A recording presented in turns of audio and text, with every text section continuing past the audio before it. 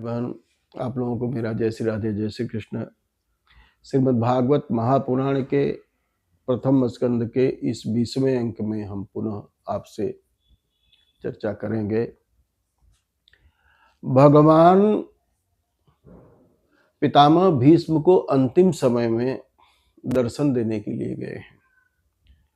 ऐसा बहुत ही कम होता है कि जब परमात्मा किसी के सामने जा करके अंतिम समय में दर्शन दे रहे हों। पितामह भीष्म ही एक भारत के बहुत बड़े महापुरुष हैं जिनको दर्शन देने के लिए भगवान स्वयं आए। अब आप विचार करिए कि जिसकी मति भगवान में लगी रहती है और अंतिम समय में भगवान का एक नाम भी याद आ जाता है, एक नाम भी पुकार लेता है, तो उसकी परम सद्गति हो जाती है। तो हमेशा जिसने भगवान का स्मरण किया है उसे ही अंतिम समय में भगवान की याद आती है।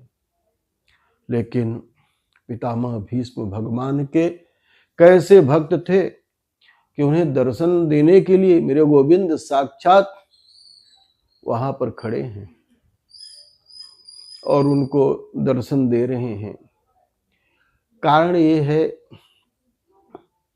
कि उनकी मति गति हमेशा भगवान में लगी रही, और जब प्रारंभ से ही हमारी मति गति भगवान में लगी रहेगी तभी हमें भगवान का स्मरण भी होता है।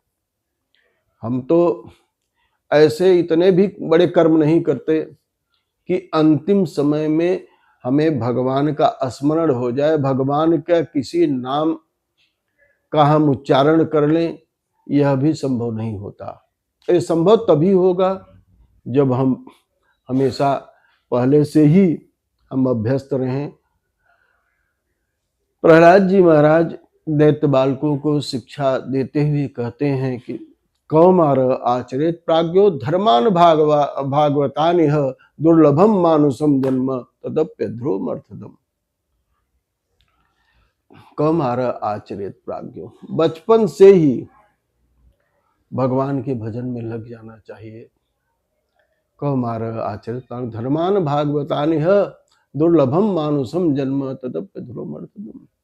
मनुष्य का जन्म होना बड़ा ही दुर्लभ है मेरे भाई बहन। और ये कब ये मानव जन्म जो हमको मिला है, ये हमारा शरीर कब छूट जाए और कब तक हम इस संसार में रहें, इसका कोई निश्चय नहीं है। टिकट तो सबका कटा हुआ है, लेकिन रिजर्वेशन सबका है, जाना है सबको, लेकिन डेट हमको नहीं मालूम है। परमात्मा को सबका डेट मालूम है, लेकिन हमको मालूम नहीं है। रिजर्वेशन तो है, ये तो पक्का है सबका, जितने संसार में जो भी आया है वो जाएगा ही। ये तो इसकी निश्चितता है ही, इसमें कोई दो मत नहीं है। इसलिए बचपन से ही अपना जीवन हमें सुधारना चाहिए, भगवान के प्रति प्रेम करना चाहिए। पितामह भीष्म की बहुत बड़ी भक्ति रही कि भगवान अंतिम समय में उन्हें दर्शन देने के लिए आए हैं। और हमारा ध्यान दुनिया भर के कार्यों में लगा रहता है। एक व्यक्ति मरणासन्न था और बार बार दीवाल की तरफ वो दिखाए, अब हाथ दीवाल की तरफ बार बार करे, लेकिन उससे बोला नहीं जा रहा था। उसके बच्चों ने सोचा कि शायद पिताजी कहीं दीवाल में कुछ धन छिपा करके रखे हैं, और हम अगर पिताजी से बुलवा दें, कोई डॉक्टर वैद्य ऐसा करें कि मेरे पिताजी बोल दें, तो शायद कुछ धन की प्राप्ति हो जाए, पिताजी बता देंगे। एक डॉक्टर के पास गए, बहुत पुरानी बात है, और डॉक्टर ने कहा कि करीब 50 साल की बात है, डॉक्टर ने कहा ये कि बोल तो देंगे लेकिन 5,000 का इंजेक्शन लगेगा, इसके बाद ये बोल सकते हैं। उनके पुत्रों ने कहा बड़ी अच्छी बात है कि 5,000 में अगर बहुत सारा धन मिल जाए तो पिताजी एक बार बोल दें तो कोई बात नहीं है, पिताजी से कम कुछ मिल जाएगा। डॉक्टर आए, 5,000 का इंजेक्शन लगाए और पिताजी को उनके शरीर में चेतना जगी, थोड़ा बढ़ा उनका जो है शरीर की थोड़ा चलायमान स्थिति में आई, उनकी गतिविधि थोड़ी बढ़ी। तो जब वो बोलने को हुए तो बच्चों ने पूछा पिताजी उधर क्या बता रहे थे आप दीवार के तरफ?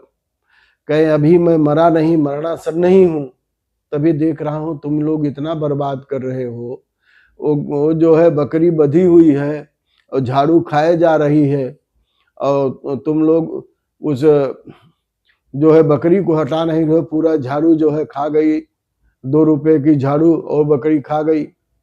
मेरे भाई बहन, जब हमने ऐसा कभी किया ही नहीं है, कभी हम कुछ किए ही नहीं है, तो हम 2 रुपए के, इसीलिए हमको ये सांसारिक वस्तुएं ही दिखाई पड़ती हैं।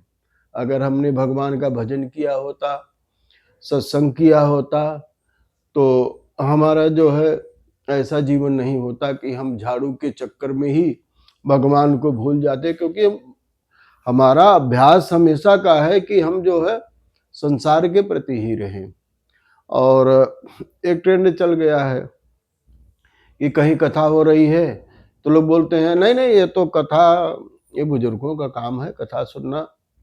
मेरे भाई बहन, कथा सुनना सबका काम है, बच्चों का तो बहुत जरूरी है। आप बच्चों को भी कथा में लाइए, कथा में क्या बोला जा रहा है, कथा में क्या हो रहा है। बच्चे अगर समझेंगे, बच्चे ही राष्ट्र के भविष्य हैं, तो बच्चे संस्कारित होंगे तो ये जो है पूरे राष्ट्र के गौरव को बढ़ाएंगे।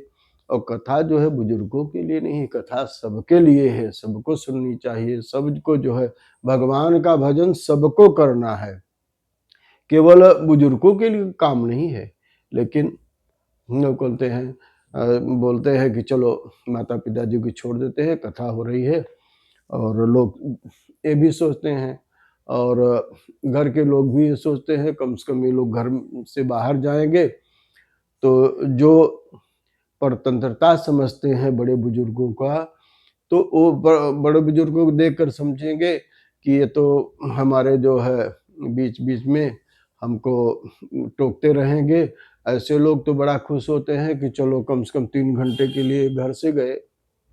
लेकिन आप भी बुजुर्ग होंगे, आपके साथ भी ऐसा होगा, आपके साथ भी लोग ऐसा सोचेंगे।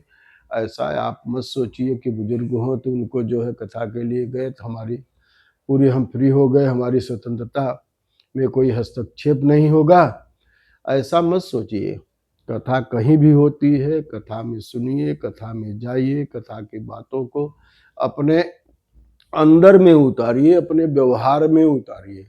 मेरे भाई बहन, कोई भी उपदेश उतना कारगर नहीं होता जितना कह करके किया जाए, और उपदेश कारगर वही होता है जो व्यवहार में ला करके दिखाया जाए। आप पूजा पाठ करेंगे तो आपके बच्चे भी देखेंगे, वो लोग भी पूजा पाठ करेंगे, वो भी भगवान का भजन करेंगे। और हम केवल बच्चों को कहते रहे अरे पूजा करो पूजा करो, और हम खुद न करें तो बच्चों पर क्या असर पड़ेगा। इसलिए बचपन से ही अपने बच्चों में ऐसा संस्कार डालें, ऐसा उनका व्यवहार बने, ऐसा विचार बने कि जो है संसार में रहते हुए भी भगवान का भजन करें। और ये कोई ये कहना कि हमारे पास समय नहीं है, हम क्या भगवान का भजन करें, तो भैया ये जीवन ऐसे ही निकल जाएगा।